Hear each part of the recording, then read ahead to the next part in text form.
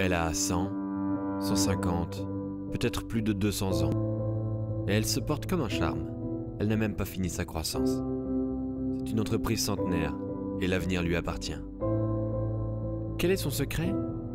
Oh oui, bien sûr, tout n'a pas toujours été rose. On ne vit pas plus d'un siècle sans histoire, sans conflit, sans renaître à plusieurs reprises, comme récemment, lorsqu'elle a dû changer de dirigeant.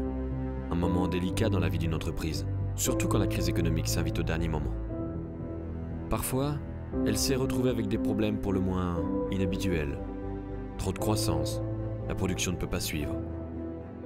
Mais bien souvent, ça a plutôt été l'inverse. C'est que, contrairement à notre entreprise centenaire, les produits, les marchés, ça vieillit plutôt mal. Et parfois ça meurt. Plusieurs fois il aura fallu innover, changer de positionnement, se réinventer, voire se reconstruire de zéro, en mieux, après un incendie destructeur. Finalement, le secret, est-ce que ça ne serait pas celui des alchimistes? Changer le plomb en or, donc la déroute en victoire, l'échec en reconquête. Et la reconquête, ça peut mener loin, sur des marchés nouveaux, dans des pays qu'on connaît mal, où l'information n'est pas toujours facile à vérifier.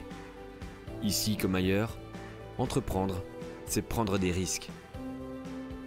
Il y a aussi des événements plus pacifiques dans la vie d'un entrepreneur centenaire. Des mariages, qui supposent toujours, comme chacun sait, du travail de part et d'autre, mais qui nous grandissent. Ou des déménagements, qui nous agrandissent, et marquent souvent, comme on dit, un nouveau départ dans la vie. Alors finalement, quel est le secret de notre entreprise centenaire? La formule est cachée quelque part dans les pages de ce livre, dans l'expérience des 27 entreprises qui s'y racontent, et qui cumulent à elles toutes presque 3700 années d'entrepreneuriat.